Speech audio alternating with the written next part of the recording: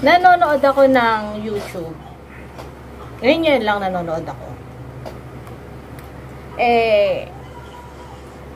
Nagkataong nakita ko o lumabas dun sa, nag-scroll ako, lumabas dun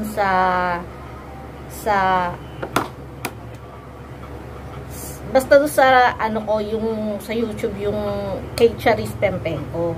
Kasi ang daming mga gumagawa ng video tungkol sa kay Charis Pempenko na reaction. Karamihan mga voice teacher na nagtuturo ng voice coach, ganon. Karamihan hindi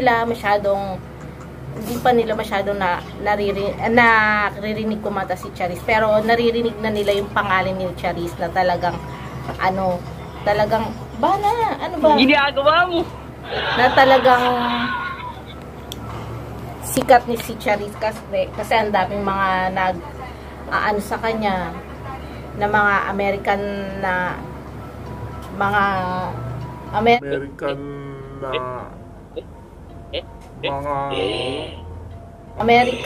na producer, mga musician, kagaya ni David Foster, mga ganyan.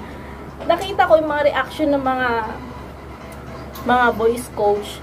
Grabe, manghang-mangha sila sa boses ni Charis. Kaya naman try natin. Tingnan natin kung kaya natin yung boses ni Charis. Huwag mong subukan.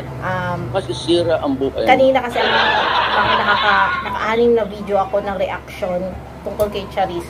Puro all by myself. Kaya yun, tatry natin kung kaya natin yung kanta ni Charis Pempenko na all by myself.